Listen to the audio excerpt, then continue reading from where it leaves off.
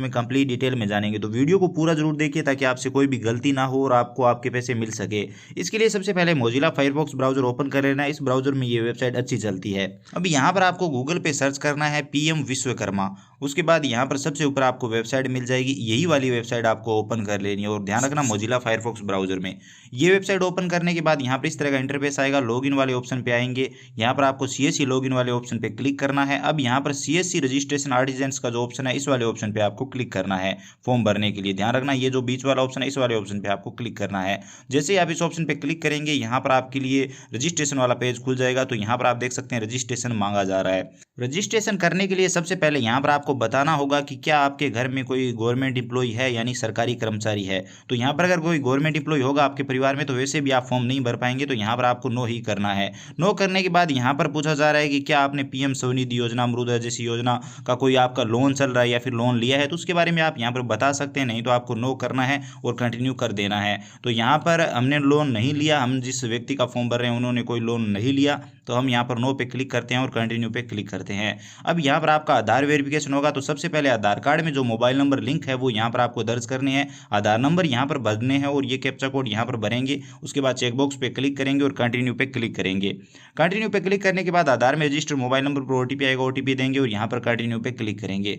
अब यहाँ पर आपको बायोमेट्रिक लेना होगा। तो यहाँ पर चेकबॉक्स पे क्लिक करना है, वेरीफाई बायोमेट्रिक पे क्लिक करना है। आपके पास बायोमेट्रिक डिवाइस होना चाहिए। यहाँ पर ये एरर आ रहा है, ये एरर बहुत ही कॉमन है। तो इसका समाधान बहुत ही सरल है। अगर आप चाहते हैं तो इस पर भी मैं आपको वीडियो बनाकर बता दूंगा। सिर्फ आपको थोड़ी सी सेटिंग करनी है और आपने बायोमेट्रिक डिवाइस को रीस्टार्ट करना है। तो चलिए मैं फटाफट कर लेता हूँ और उसके बाद हम यहाँ पर बायोमेट्रिक लेते हैं।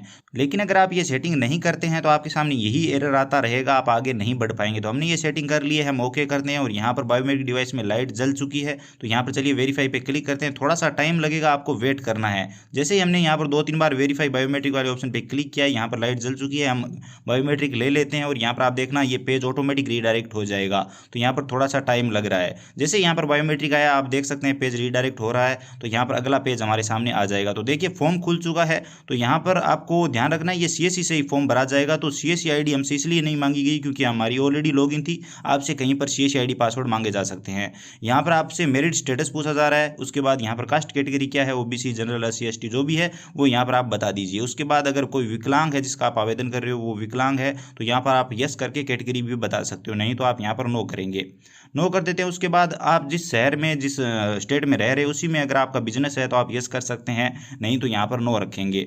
हम यहाँ पर नो रखते हैं, आप चाहें तो यस कर सकते हैं। यस करेंगे तो आगे आपको बताना होगा कि क्या आपके इसी डिस्ट्रिक्ट में जिसमें आप रह रहे हैं उसमें आपका बिजनेस है तो वो भी आप यस कर सकते हैं। अगर आप माइनॉरिटी में आते हैं तो यस करेंगे और यहाँ पर सेलेक्ट माइनॉरिटी करेंगे, यस करके यहाँ पर सेलेक्ट कर लेंगे। अगर आप आते हैं तो हम यहाँ पर नो कर लेते हैं।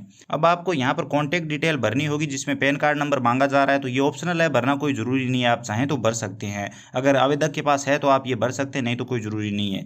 अब यहाँ पर कई लोगों की राशन कार्ड से डिटेल ऑटोमेटिक आ जाती है, जिनकी नहीं आती है उनके लिए यहाँ पर आप राशन कार्ड नंबर दर्ज करेंगे और फेच डाटा पे क्लिक करेंगे। तो चलिए हम राशन कार्ड नंबर दर्ज करके फेच डाटा पे क्लिक करते हैं, देखते हैं यहाँ पर डिटेल आती है या नहीं। तो यहाँ पर ये राशन कार्ड नंबर सही से नहीं बता रहा है, डिटेल नहीं आ रही है। तो ऐसी कंडीशन में आपको एक एक सदस्य को ऐड करना होगा।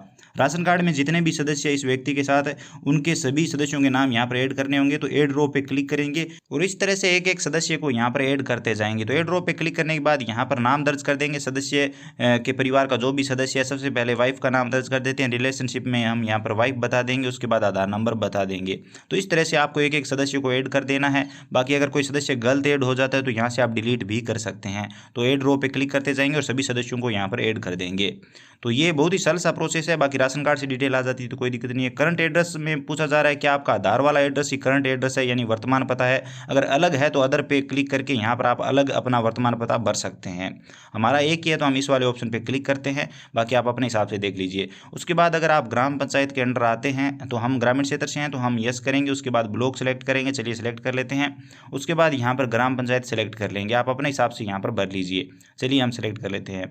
उसके बाद यहाँ पर आपका प्रोफेशन क्या है वो पूछा जा रहा है। तो जितने भी प्रोफेशन को इस कैटेगरी में रखा गया, इस योजना में रखा गया, वो सभी यहाँ पर आपको दिखाई देंगे, जिसमें धोबी हो गया, नाई हो गया, सुनार हो गया, लुहार हो गया, वो सभी है यहाँ पर, राजमिस्त्री हो गया। तो हम किसी राजमिस्त्री का फॉर्म भर रहे हैं तो हम यहाँ पर राजमिस्त्री सेलेक्ट कर लेंगे, बाकी आप अपने हिसाब से यहाँ पर सेलेक्ट कर लीजिए। चलिए, हमने राजमिस्त्री सेलेक्ट कर लिया। उसके बाद सब ट्रेड भी बताना होगा, राजमिस्त्री में कौन सा मिस्त्री है, कंक्रीट का है या फिर ईंटों का है या फिर प्लास्टर निपाई छपाई का है या फिर टाइल्स का है, तो वो यहाँ पर आपको बताना होगा। तो हम यहाँ पर सबसे पहला ऑप्शन सेलेक्ट कर लेंगे, क्योंकि ये ईंटों के चिनाई के मिस्त्री है। यहाँ पर सब ट्रेड अगर आप ध्यान से भरेंगे तो आगे चलकर आपको कोई भी दिक्कत नहीं आएगी। तो हम यहाँ पर पहला ऑप्शन सेलेक्ट कर लेंगे। अब आगे यहाँ पर आपसे ये पूछा जा रहा है कि आपने कोई ट्रेनिंग ली है या फिर आपने अपने गुरु से सीखा है, आपका पारिवारिक प्रोफेशन है, पीढ़ी दर पीढ़ी चलता आ रहा है, तो यहाँ पर आप चेकबॉक्स पे क्लिक कर देंगे। उसके बाद आपका बिजनेस एड्रेस जहाँ पर काम करते हैं वो और आधार वाला एक ही है, तो यहाँ पर इस पर क्लिक करेंगे। अलग है तो आप अलग यहाँ पर अदर पे क्लिक करके बता सकते हैं, तो वो आप अपने हिसाब से सिलेक्ट कर लीजिए। उसके बाद नेक्स्ट पे क्लिक करेंगे, अगला पेज आपके सामने आ जाएगा, जिसमें यहाँ पर आपकी जो क्रेडिट सपोर्ट की इन्फॉर्मेशन है वो आएगी, जिसमें आपको लोन वगैरह चाहिए तो वो सारी डिटेल यहीं पर भरी जाएगी। सबसे पहले यहाँ पर आपको अपने बैंक का चुनाव करना है, किस बैंक में आपका अकाउंट है। तो चलिए हम यहाँ पर स्टेट बैंक सेलेक्ट कर लेते हैं। आपका जिस भी बैंक में अकाउंट है वो यहाँ पर आप सर्च कर लीजिए, सभी बैंकों के ऑप्शन यहाँ पर आपको देखने को मिल जाते हैं। तो चलिए हम यहाँ पर स्टेट बैंक सेलेक्ट कर लेते हैं, स्टेट बैंक ऑफ इंडिया ये वाला ऑप्शन रहा, इसे सेलेक्ट कर लेंगे। उसके बाद IFSC कोड दर्ज करेंगे, जो आपको बैंक पासबुक में बहुत ही आसानी से मिल जाएंगे। ब्रांच का नाम आ जाएगा, IFSC कोड दर्ज करके सर्च करेंगे तो अकाउंट नंबर यहाँ पर 2 बार भर देंगे। अकाउंट नंबर भरने के बाद यहाँ पर क्रेडिट सपोर्ट के बारे में बताया जा रहा है, तो यहाँ पर ध्यान से देख लीजिए। सबसे पहले आपको 1 लाख का लोन दिया जाएगा 5% इंटरेस्ट के साथ, जो 18 महीने में आपको भरना होगा। और दूसरा लोन दिया जाएगा 2 लाख का, वो भी 5% इंटरेस्ट के साथ, वो आपको 30 महीने में भरना होगा। लेकिन इससे पहले आपको फर्स्ट वाला जो लोन है वो कंप्लीट होना चाहिए, तो ये आप थोड़ा सा देख लीजिए। अगर आपको ये लोन चाहिए तो यहाँ पर आपको येस वाले ऑप्शन पे क्लिक करना है, मे बी लेटर का जो ऑप्शन है इस पर क्लिक करना होगा। तो ये आप समझ लीजिए, अगर आप ये इंटरेस्ट ये ब्याज देने के लिए तैयार है, आपको लोन की ज़रूरत है तो आप ये ले सकते हैं, नहीं तो यहाँ पर आप मे बी लेटर रहने दे सकते हैं, जिसमें आपको 15,000 रुपये तो मिल जाएंगे, लेकिन लोन आप चाहें तो बाद में भी ले सकते हैं। तो हमें ये लोन चाहिए तो हमें यहाँ पर यस वाले ऑप्शन पे क्लिक करना होगा। यहाँ पर आपको मे बी लेटर दिखाई देगा, तो यहाँ पर इस पर आप क्लिक करेंगे तो यस हो जाएगा। तो अब आप अपने हिसाब से भर सकते हैं कि आपको लोन कितना चाहिए। कम से कम आप 50,000 रुपये ले सकते हैं और मैक्सिमम 1 लाख रुपये तक पहले आप ले सकते हैं। तो हम यहाँ पर 50,000 भर देते हैं, बाकी आप अपने हिसाब से भर सकते हैं जितनी आपको ज़रूरत है, और उतने पर ही आपका 5% इंटरेस्ट लगेगा।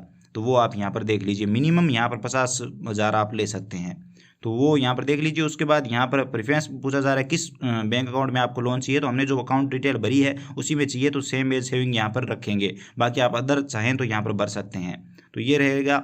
उसके बाद यहाँ पर लोन का आपका पर्पज़ क्या है वो भी यहाँ पर आपको बताना होगा, किस लिए आपको ये लोन चाहिए। तो यहाँ पर अगर आपको इक्विपमेंट खरीदना चाहते हैं या फिर अपने बिजनेस को बड़ा करना चाहते हैं तो वो यहाँ पर आप बता सकते हैं। हमारा यहाँ पर तीनों है तो हम यहाँ पर तीनों सेलेक्ट कर लेते हैं। अगर आपको कोई सामान खरीदना है अपने धंधे से रिलेटेड तो यहाँ पर आप पहला ऑप्शन सेलेक्ट कर लेंगे। चलिए हम यहाँ पर तीनों सेलेक्ट कर लेते हैं, बाकी आप अपने हिसाब से यहाँ पर सेलेक्ट कर सकते हैं इनको।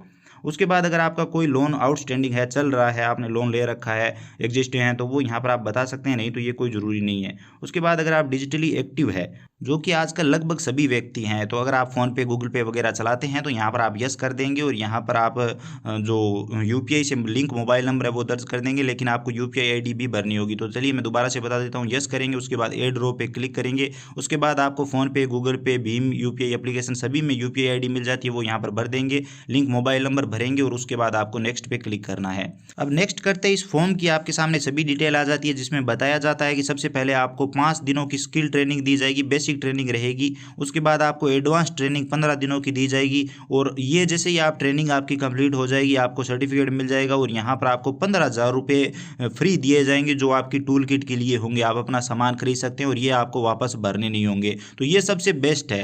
अगर आपको लोन नहीं लेना तो आप मे बी लेटर वहाँ पर रख सकते हैं और ये पैसे ले सकते हैं, ट्रेनिंग वगैरह आपकी हो जाएगी और आपको सर्टिफिकेट भी मिलेगा, जिससे आप भविष्य में काम भी कर सकते हैं और आपके काम का आपके पास सर्टिफिकेट होगा। लेकिन जहाँ तक पता लग रहा है सर्टिफाइड होने के बाद ही आपको ये पैसे मिलेंगे, लेकिन आप लोन नहीं लेना चाहते, बाद में लेना चाहते हैं तो कोई दिक्कत नहीं, आप मे बी लेटर रख के ये पैसे ले सकते हैं। तो इसके लिए ज़्यादातर लोग फॉर्म भर रहे हैं। इसी के साथ अगर आपको गवर्नमेंट से मार्केटिंग सपोर्ट भी चाहिए तो वो भी यहाँ पर आप बता सकते हैं। तो ये सब यहाँ पर आप पढ़ लीजिए। हमें यहाँ पर कोई मार्केटिंग सपोर्ट नहीं चाहिए। अगर आप चाहते हैं कि आपका क्वालिटी टेस्ट वगैरह वो सब यहाँ पर आप चाहते हैं तो वो आप सिलेक्ट कर सकते हैं। तो ये मार्केटिंग सपोर्ट के लिए अलग अलग ऑप्शन दिए गए हैं। अगर आप कोई सा भी इनमें से सिलेक्ट करना चाहते हैं तो आप देख लीजिए। तो मार्केटिंग सपोर्ट गवर्नमेंट से नीचे नेक्स्ट करते हैं।